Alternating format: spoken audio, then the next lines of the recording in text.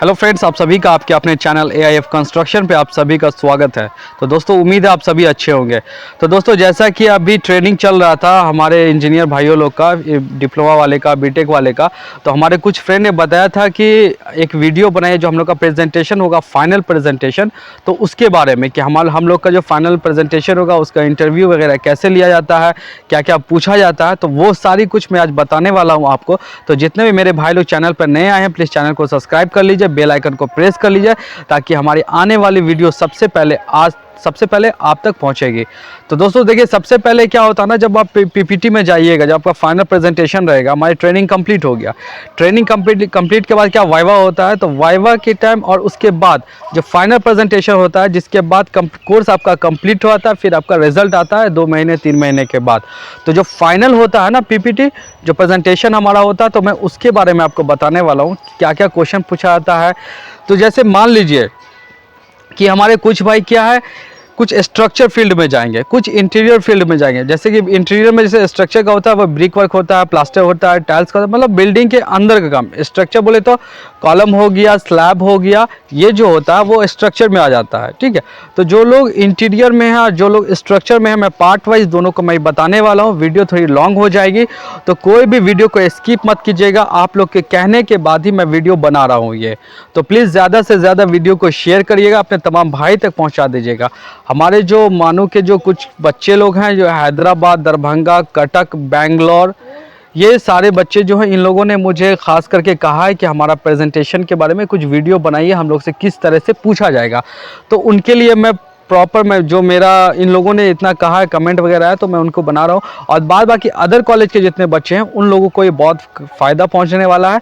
तो आइए, जैसे मान लेते हैं कि सबसे पहले हम लोग इंटीरियर वर्क का लेते हैं। तो जितने भी स्टूडेंट जो ट्रेनिंग ये कंप्लीट किए हैं अभी इंटीरियर में, जैसे जी बहुत सारे ऐसे होंगे स्ट्रक्चर काम बहुत कम ही मिल पाता है, तो इंटीरियर का जैसे बता रहे, ब्रिक वर्क हो गया, प्लास्टर हो गया और टाइल्स हो गया, पेंटिंग हो गया, तो ये सारा काम इंटीरियर का आता है। तो इसमें देखिए, जैसे मान लीजिए कि आपसे इंटरव्यू में आप जाएंगे, तो सबसे पहले पूछा जाएगा, वो फाइनल पीपीटी में आप लोग को बैठा लिया जाएगा। उसका 4-5 आपके जितने भी प्रोफेसर है वो लोग रहेंगे, प्रिंसिपल रहेंगे और HOD लोग रहेंगे।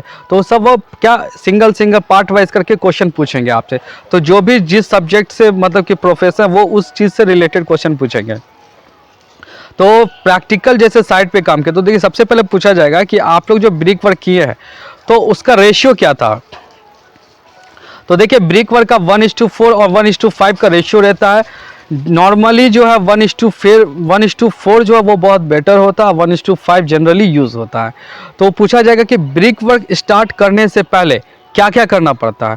तो वहाँ पे आपको क्या बताना, सबसे पहले जिस जगह पे ब्रिक वर्क कर रहे हैं उस जगह को क्या करना है, साफ करना है, नंबर 1। उसके बाद क्या करना है, उसको पानी से धो देना है, क्योंकि एक भी डस्ट का पार्टिकल या कुछ भी गंदी चीज़ वहाँ पे नहीं रहे। उसके बाद क्या करते हैं, जो अपना ब्रिक रहता है उसको पानी में फुलाया जाता है, पानी में भिंगा के उसका अच्छी तरह से क्यूरिंग किया जाता है पानी का। उसके बाद मोटर बनाया जाता है, चाहे आपका 1:4 का बना रहे हैं, चाहे 1:5 का बना रहे हैं। ठीक है, उसके बाद क्या करते हैं, ब्रिक को अपने सबसे पहले करते हैं लेआउट करते हैं। लेआउट कर एक ड्राइंग के अकॉर्डिंग हम लोग लेआउट करते हैं। तो उसमें हम लोग का क्या है कि एक एक ईंटा नीचे सबसे पहले बैठाते हैं, उसके बाद चेक करते हैं। ठीक है, तो सबसे पहले हम लोग लेआउट करेंगे। उसका जो 2 ईंटे के बीच का जो गैप रहेगा वो 1/2 इंच रहता है, 10 to 12 mm रहेगा। उसके बाद हम लोग पूरे, तो सबसे पहले लेआउट हो गया, कंप्लीट हो गया। उसके बाद हमारा प्रोसेस क्या है, सबसे पहले हम लोग क्या करते हैं, 4 फीट तक उठा करके हम लोग 3.5-4 फीट ब्रिक मतलब उठाते हैं। जोड़ाई करने के बाद उसको हम छोड़ देते हैं, फिर उसको क्यूरिंग कर लेते हैं अच्छी तरह से। उसके नेक्स्ट डे के बाद हम लोग क्या करते हैं कि उसका फिर जो उस पर जोड़ाई शुरू करने के बाद उसको हम लोग क्या बीम में टच करते हैं। ये हो गया ब्रिक का प्रोसेस पूरा। और जब जुड़ जाएगा तो उसको 1 वीक तक उसमें क्यूरिंग करते हैं। तो ये पूरा प्रोसेस हो गया ब्रिक वर्क का। अब आ जाइए, हम प्लास्टर के बारे में बताते हैं। तो प्लास्टर का जो देखिए वॉल का जो इंटरनल और एक्सटर्नल वॉल होता है, उसका जो रेशियो होता है वो स्टैंडर्ड रेशियो वो 1:4 का होता है। तो 1 बैग सीमेंट और 4 बैग आपका सैंड रहेगा, ये 1:4 हो गया। इसका देखिए जो एक्सटर्नल जो प्लास्टर होता है वो 2 कोट का होता है, एक है 12 mm का, दूसरा 8 mm का। टोटल उसका थिकनेस होता है वो 20 mm का। डबल कोट हम लोग बाहर एक्सटर्नल में करते हैं, और कोई लोग जो जितना बजट रहता है उस हिसाब से करते हैं। कोई लोग सिंगल कोट ही करते हैं 10-12 mm का। अब आ जाइए इंटरनल वॉल में। तो इंटरनल वॉल का भी रेशियो जो रहता है वो 1:4 का ही रहता है। तो उसमें क्या करते हैं हम लोग, उसमें 10 mm 10 to 12 mm का उसका थिकनेस रहता है इंटरनल का। और ये सीलिंग का बात करते हैं, तो सीलिंग का जो हम लोग बनाएंगे, देखिए जनरली लोग जो है 1:3 1:4 का, सॉरी 1:4 1:5 का ही इससे रेशियो से बनाते हैं। बट सीलिंग में क्या है, थोड़ा सा टाइट माल, मतलब 1:3 का बनाना चाहिए। और उसका थिकनेस जो होता है वो 8 to 10 mm का होता है थिकनेस, ये सीलिंग का। तो प्लास्टर इस तरह करते हैं। पेंट करते हैं, पेंट का देखिए आ जाता है, सबसे पहले क्या करते हैं, वॉल को स्क्रैच करके पूरा हटाते हैं। उसके बाद हम लोग को क्या करना पड़ता है, सबसे पहले पुट्टी करते हैं। पुट्टी करने के बाद उसको फिनिशिंग झाड़ते उड़ते हैं, रगड़ते, ये कागज़ आता है उससे आप लोग क्या करते हैं, घसाई करते हैं। घसाई करने में उसके क्या होता है, पुट्टी का सिंगल या डबल कोट जो होता है रिक्वायर्ड वैसा करते हैं। फिर प्राइमर कोट पेंट कर, तो पेंट का प्रोसेस ऐसे आता है। अब टाइल्स पे आ जाते हैं। तो देखिए टाइल्स क्या है, टाइल्स का जो आता है वो standard size 2 feet by 2 feet, 1 feet by 1 feet, 1.5 feet by 1 feet, ऐसा साइज रहता है। और इसको लगाने का जो प्रोसेस, इसके लिए क्या करते हैं ना, इसमें सबसे पहले जो सीमेंट का पेस्ट बनाते हैं। सीमेंट का पहले नीचे बालू लगा रखा जाता है, हल्का मतलब कि सूखा सीमेंट बालू को मिक्स करके 1:6:5 का जो है मिक्सिंग कर देते हैं सीमेंट का। उसके बाद उसको क्या सरफेस पे बिछा देते हैं। उसके बाद क्या करते हैं, उसको पानी हल्का छिट के और पेस्ट जो बनाते हैं उसमें टाइल्स में लगा के उसको फ्लोर में चिपकाते हैं। और वॉल में जैसे लगाना होता है तो वॉल में हम लोग क्या करते हैं कि पेस्ट जो हमारा बनेगा उसको डायरेक्ट टाइल्स पे लगाएंगे, उसको वॉल पे चिपका देते हैं, ऐसा होता है। और इसका जो मेजरमेंट निकालते हैं हम लोग वो स्क्वायर फीट पे निकालते हैं।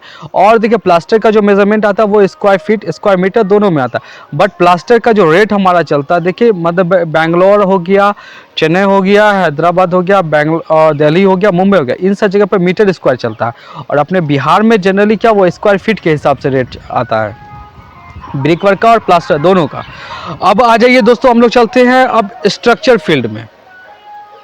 तो स्ट्रक्चर फील्ड में हम लोग क्या करते हैं ना कि देखिए कोई बंदे हमारे जाते हैं जो फाउंडेशन से ही किसी को काम मिलता है, कोई जाते हैं जो फर्स्ट फ्लोर से ही मिलता है। तो किसी को, बहुत सारे जो फाउंडेशन में जाते हैं ये लोग ज़्यादा सीख नहीं पाते हैं, इन लोग को टाइम ज़्यादा रहता है, पर अगर उस पर अच्छे से मेहनत करेंगे तो बहुत कुछ सीखने को मिलता है। क्योंकि स्ट्रक्चर का जो सबसे मेन चीज़ है वो क्या, फाउंडेशन है। तो अगर आप फाउंडेशन सीख जाते हैं, बिल्डिंग को लेआउट करना जान जाते हैं, उसका रेशियो निकालना, उसका बीबीएस निकालना, स्टील कैसे निकालते हैं, तो ये सब कुछ जानना बहुत इंपॉर्टेंट। और जब कास्टिंग होता है, कंक्रीट होता है, तो इसमें देखिए जब वाइवा में आप लोग रहेंगे तो इससे क्वेश्चन पूछा जा सकता है कि आप लोग देखिए M25 या M30 या M10 M15 ये सब क्या कॉन्शियो है। तो M क्या है, 25 क्या, ये क्या। तो M जो कैरेक्टरिस्टिक स्ट्रेंथ ऑफ कंक्रीट है, 25 जैसे वो मिक्सिंग है हमारा, ठीक है।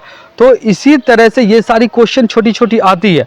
अब मान लीजिए आप लोग, कोई आदमी, जैसे आप लोग में से कोई जाएंगे इंटरव्यूज में, आपसे पूछा जाएगा कि आप लोग क्या काम किए, तो जो स्ट्रक्चर वाले वो बोलेंगे हम लोग का फाउंडेशन का काम था, वो आप लेआउट वगैरह हम लोग किए। तो लेआउट कैसे किए पूछा जाएगा आपसे। तो देखिए लेआउट ड्राइंग हमारा दो तरह का, एक सेंटर लाइन मेथड होता है, एक ग्रिड लाइन मेथड होता है, दो होता है। तो जनरली जो देखिए जो सेंटर लाइन मेथड होता है ना वो इजी होता है, वो ड्राइंग नॉर्मली आसानी से आप लोग समझ सकते हैं। और जो ग्रिड होता है ना वो थोड़ा सा डिफिकल्ट होता है, उसको समझना थोड़ा मुश्किल होता है। तो कोशिश तो मैं यही आप लोग से कहना, जो लेआउट वाले बंदे हैं, तो सेंटर लाइन मेथड में क्या ना, outer to outer, inner to inner column का निकालना इजी है, आप तुरंत मेजरमेंट बता सकते हैं इतना। बट ग्रिड का रहेगा ना, तो ग्रिड के आगे है, बाहर है, पीछे, तो उसमें थोड़ा सा प्रॉब्लम होता है, तो वो भी समझना। और मेरी सारी वीडियो पीछे आई हुई है, सेंटर लाइन मेथड और ग्रिड लाइन मेथड दोनों से हम लोग कैसे ड्राइंग को रीड करते हैं प्रॉपर आई हुई है। तो मैं आप सभी से, जिनका फाइनल प्रेजेंटेशन होने वाला, आप सबसे मैं ये कहना चाहता हूं कि वो सारी वीडियो आप लोग जाकर के देख लें, ताकि आप लोग को प्रेजेंटेशन में किसी भी तरह की कोई दिक्कत नहीं होगी। तो आप लोग बिल्कुल थोड़ा भी वीडियो मेरा मिस मत कीजिए, जितना भी। और देखिए पढ़ाई कंप्लीट होने के बाद आप लोग को जॉब की बहुत दिक्कत होने वाली है। और जॉब आज के टाइम में स्टूडेंट ज़्यादा है, जॉब कम है, वैकेंसी कम आती है। ज़्यादा लोग तो, जो लोग पहले से कंपनी में जॉब कर ले वही अपने बंदे को हायर कर लेते हैं, जो उनके रिलेटिव रहेंगे जान पहचान में। तो बाकी जो फ्रेशर है, फ्रेशर की तो कोई गिनती ही नहीं है। अभी के टाइम में फ्रेशर की ऐसी हालत है। तो आप लोग क्या करना है, किसी कंपनी में मान लीजिए बाय लक अगर आपका अच्छा किस्मत है तो आपको किसी कंपनी इंटरव्यू के लिए बुला लेगी। अब वहाँ पे आप अगर अपना 100%, तो इसलिए कह रहे हैं कि जो भी मेरी वीडियो सब आई हुई है वो सारी चीज़ जाकर के आप लोग देखें, सीख लें, ठीक है। तो इससे क्या होगा कि आप लोग को कोई दिक्कत नहीं होगा। अब हम आपको ये कहना चाह रहे हैं, ये हो गया आपको। अब स्ट्रक्चर में जैसे कि आले कॉलम का, तो कॉलम का रीइंफोर्समेंट कैसे चेक करते हैं, तो जितने भी मेरे भाई लोग, अब आइए स्ट्रक्चर में आपको सेपरेट बताता हूँ। वीडियो थोड़ी बड़ी होने वाली है, ये वीडियो आप लोग गलती से मिस मत करिएगा। तो देखिए सबसे पहले कॉलम, तो कॉलम को हम लोग जैसे रीइंफोर्स पहले लेआउट करते हैं। लेआउट का मैंने आपको समझा दिया। अब उसमें क्या, लेआउट होने के बाद सबसे पहले क्या करते हैं, स्टार्टर डालते हैं। स्टार्टर का जो अपना थिकनेस होता है वो 3 से 4 वो आपको 30 से 40 mm का जो होता है वो थिकनेस होता है, ठीक है। तो ये जो आपका है, कोई कहीं पे 3 इंच भी है, कहीं पे 4 इंच भी है। तो इस तरह से अपना स्टार्टर रहता है। स्टार्टर के ऊपर से ही फ्रेम डालते हैं हम लोग, जो जिसको आप लोग शटरिंग सेंटरिंग वगैरह जो कहते हैं वही है। तो अब देखिए उसमें स्टील का ड्राइंग दिया रहता है, तो उसमें क्या प्रॉपर स्टील आ रहा है कि नहीं आ रहा है, जो रिक्वायर्ड ड्राइंग में दिया हुआ वो है कि नहीं है। उसके बाद उसका स्पेसिंग कितना है, दो रीइंफोर्समेंट के बीच का स्पेसिंग कितना, वो सब कुछ दिया हुआ रहता है। कहीं पे 100 mm रहता है, कहीं पे सेंटर टू सेंटर 100 mm रहता है, सेंटर सेंटर 150 रहता है, 200 mm रहता है, 250 रहता है। तो जो आपके ड्राइंग में रहेगा वैसे करते हैं। उसके बाद आ जाइए कॉलम का कवर कितना होता है, तो कॉलम का जो कवर होता है ना वो 40 mm का होता है। ये सारी चीज़ आपको इंटरव्यू में पूछा जाएगा, जो फाइनल प्रेजेंटेशन आपका होगा। स्ट्रक्चर वाले बिल्कुल याद से आप लोग ये सब चीज़ पे ध्यान दें जो मैं बता रहा हूँ, ठीक है। उसके बाद कॉलम में जो हम लोग कास्टिंग करते हैं, तो उसमें जो नीडल होता है वाइब्रेटर का, वो कितना है, वो 50 mm का नीडल यूज करते हैं हम लोग। वो क्यों यूज करते हैं वाइब्रेटर, तो उसको कॉम्पैक्ट करने के लिए मतलब यूज करते हैं। वो क्या हनीकॉम्ब आ जाता है, मतलब मधुमक्खी की तरह, छत्ता की तरह गड्ढा गड्ढा गड्ढा गड्ढा बाहर जब हम फ्रेम हटा देंगे तो वो गड्ढा गड्ढा दिखेगा। तो इसलिए हम लोग वाइब्रेटर डालते हैं। वाइब्रेटर डालने की वजह से क्या है, प्रॉपर हमारा जो शेप आता है बिल्कुल एग्जैक्ट वैसा निकलता है। तो ये हो गया कॉलम का। अब आ जाते हैं हम लोग स्लैब पे। तो स्लैब पर एज पर ड्राइंग के हिसाब से हम लोग को पहले ये पता होना चाहिए कि स्लैब हमारा 1 वे है या 2 वे। तो इसके लिए भी आपसे इंटरव्यू में पूछा जा सकता है फाइनल प्रेजेंटेशन में कि 1 वे स्लैब और 2 वे स्लैब दोनों को हम कैसे समझेंगे, क्या फर्क है। तो इसको कैसे है, तो इस पे सारी मेरी वीडियो आई हुई है। आप लोग जा करके वहां देख लेंगे, आप लोग अच्छे से समझ जाएंगे 1 वे स्लैब और 2 वे स्लैब में क्या फ़र्क है, ठीक है। अब आ जाइए उसके बाद हम लोग स्लैब का रीइंफोर्समेंट कैसे बिछाते हैं। अब इसमें तो देखिए स्टील का जो काम होता है वो ड्राइंग में दिया हुआ रहता है, उस हिसाब से हम लोग को देखना पड़ता है। ड्राइंग को रीड करना हम लोग को पहले आना चाहिए, उसके बाद हम लोग ड्राइंग के अकॉर्डिंग सारा काम करते हैं। तो जैसे देखिए क्या है, उसमें देखिए मेन बार होता है और डिस्ट्रीब्यूशन बार होता है। तो मेन बार का स्पेसिंग कितना है, डिस्ट्रीब्यूशन बार का स्पेसिंग कितना है, वो सब कुछ देख के टेप से मेज़र करके आप लोग वैसे प्रॉपर बाइंडिंग वायर बांधा है कि नहीं बांधा है, प्रॉपर स्लैब में कवर डाला है कि नहीं डाला है। स्लैब का जो कवर होता है वो 20 to 25 mm का कवर होता है। उसके बाद प्रॉपर बीम का आ जाइए, तो बीम का जो होता है वो 25 mm का कवर होता है बीम का, ठीक है। और बीम में भी देखिए स्पेसिंग, मतलब रेनफोर्समेंट का स्पेसिंग सही है या सही है, उसका मेन बार सही है डाला है कि नहीं है, टॉप का बॉटम का, उसके बाद एक्स्ट्रा बार जो डाला गया वो सही है कि नहीं है। उसके एलडी जो रहता है, जो बीम के लास्ट में जो एंड होता है जहाँ कॉलम पे रेस्ट करता है, वहाँ पे डेवलपमेंट लेंथ जो प्रोवाइड करते हैं वो सही है कि नहीं है, ड्राइंग के अकॉर्डिंग है कि नहीं है। जैसे कहीं पे 57 डी आपका जितना हमारे फिर 12 mm का, 16 mm का, 20 mm का, 25 का, 32 का, जितने mm का आपका स्टील है वहाँ पे उससे मल्टीप्लाई करिए और उतना mm आपका बीम से कॉलम की तरफ नीचे या ऊपर की तरफ जाना चाहिए आपका। वो क्या, वो क्यों डालते हैं, एक्स्ट्रा बार डालने का रीज़न क्या, मान लीजिए जो टेंशन हमारे बीम पे जो पड़ता है, तो वो क्या है, जो एक्स्ट्रा बार जो हमारा रहता है या जो एलडी रहता है हमारा, वो जहाँ तक दिया रहता है उसमें क्या है ना कि वो डालने का रीज़न ये है कि जो टेंशन आ रहा, वो टेंशन जो है कन्वर्ट होकर एक्स्ट्रा पे आएगा। एक्स्ट्रा बार जाके लास्ट में जो 57 इंटू डी जैसे मान हम बता रहे हैं, तो जो जितना लेंथ नीचे निकालेंगे वहाँ पे जाके 0 होगा, मतलब बिल्डिंग हमारा सेफ रहेगा। तो ये जो एक्स्ट्रा बार सब जो है वो भी सही से हमको प्रॉपर देखना चाहिए। और देखिए स्लैब में क्या, स्लैब में चेयर क्यों प्रोवाइड करते हैं, चेयर प्रोवाइड करने का रीज़न ये है कि टॉप और बॉटम का जो रीइंफोर्समेंट होता है उसको आपस में सटने नहीं देने के लिए। मतलब कि जब देखिए स्लैब जब चेयर वाइब्रेटर डाल देते हैं, उसके हम लोग आते जाते हैं, जब कास्टिंग होता है तो पाइप ऊपर नीचे पटकाता है, तो इससे क्या है कि वो दब जाता है, मैट जो हमारा होता है टॉप और बॉटम का सट जाता है। तो इसको हटा के, क्योंकि जब हम कास्टिंग करते हैं तो दोनों, जैसे कि नीचे और ऊपर का जो टॉप और बॉटम का जो स्टील जा रहा है, स्लैब का मैट है, उसके बीच में जो है कंक्रीट जाता है, और टॉप का जो स्टील रहता है उससे 1 इंच हाइट रहता है हमारा। तो ये सारा चीज़ आपको मालूम होना चाहिए। दूसरा बात आ जाइए, ये हो गया हमारा स्लैब, हो गया बीम। अब मान लीजिए कॉलम कास्टिंग कर रहे हैं, ठीक है, स्ट्रक्चर वाले आप लोग सब चीज़ ध्यान दीजिएगा, वीडियो लॉन्ग होने वाली है पर ये आपके लिए बहुत इंपॉर्टेंट है। तो देखिए, जैसे मान लीजिए कॉलम कास्टिंग का करने से हम लोग, एक इंजीनियर जो वो साइट पे क्या क्या काम करते हैं, क्या क्या चेक करते हैं, वो सब कुछ मैं आपको बता रहा हूँ। तो जैसे कॉलम कास्टिंग का टाइम है, तो हमको सबसे पहले क्या देखना है कि स्टील कॉलम का जो कवर वो प्रॉपर डाला है कि नहीं डाला हुआ, रीइंफोर्समेंट सही है कि नहीं है, हमारा शटरिंग जो लगा हुआ वो सही है कि वो, सॉरी, सेंटरिंग जो हमारा लगा हुआ वो सही है कि नहीं है, कहीं पे से होल तो नहीं है। मतलब कंक्रीट करने के बाद जब वाइब्रेटर डालेंगे तो उसके बाद क्या है ना कि सीपेज हो जाता है, मतलब सीमेंट का जो रहता है लिक्विड वो नीचे बाहर निकल जाता है, तो उससे भी हनीकॉम्ब आ जाता है। तो ये सारा चीज़ देखना, आपका जो प्लाई का या एमएस का जो शीट रहता है, जो बनाया हुआ रहता है, वो सब सही है कि नहीं। उसके बाद जब हम कंक्रीट कर लेते हैं, वाइब्रेटर डाल देते हैं, अच्छे से कॉम्पैक्ट हो जाता है, उसके बाद हमको क्या करना है, प्लम्ब से चेक करते हैं हमारा कॉलम राइट एंगल है कि नहीं है। तो उसको क्या करना है, ऊपर में 2 प्लम्ब गिराइएगा जिसका विड्थ की तरफ से, और एक जब 2 तरफ आते हैं, एक लंबाई या चौड़ाई हो, जैसे मान लिया 500 बाई 250 का कॉलम है, तो 500 जिधर से है उधर से 2 कॉर्नर पे से 2 साउल गिराएंगे, और जो 250 का है उधर से हम लोग को क्या करना है कि 1 पीस गिराएंगे। और तीनों का हमको देखना है कि जितना टॉप में मेजरमेंट मिल रहा है, जैसे मान लीजिए 300 ले रहे हैं ऊपर, तो 300 नीचे भी आना चाहिए। साइड वाला अगर मान लीजिए 250 ले रहे हैं तो 250 टॉप का, नीचे का भी 250 होना है। ये हो गया प्रॉपर कॉलम का हम लोग कैसे कास्टिंग करते, ये सारा कुछ आपके इंटरव्यूज में पूछा जाएगा। और देख लीजिए भाई मेरे स्लैब, आपको एक और सबसे इंपॉर्टेंट है वो डेंसिटी। देखिए स्टील का डेंसिटी क्या है, सीमेंट का क्या है, सैंड का क्या है, ये सारे चीज़ का, एग्रीगेट का डेंसिटी क्या है, तो ये सारे चीज़ का डेंसिटी आपको मालूम होना चाहिए विथ यूनिट, उसका यूनिट क्या है, तो वो सब कुछ आपको मालूम होना चाहिए। तो ये आपका स्लैब का हो गया, बीम का मैंने बता दिया, आपको कॉलम का बता दिया। अब आ जाइए हम लोग फाउंडेशन में, मतलब पाइल के बारे में बता दें। पाइल पे हमारी बहुत सारी वीडियो आ सकती है, तो पाइल पे आपको क्या करना, पाइल में सबसे पहले हम लोग डाया चेक कर दे। पाइल करते क्यों, एक क्वेश्चन उठता है, ठीक है। आप लोग जब जाएंगे वहाँ पे प्रेजेंटेशन में तो पूछा जाएगा, कोई लोग बंदे बोले हम लोग पाइल कराएं सर, तो पाइल क्यों करते हैं, तो जिस जगह की सॉइल की बियरिंग कैपेसिटी कम होती है उस जगह पे पाइल होता है। अब जैसा पाइल हो, हर जगह पाइल होता है, तो हर जगह का जो डेप्थ होता है वो कम बेश होता है।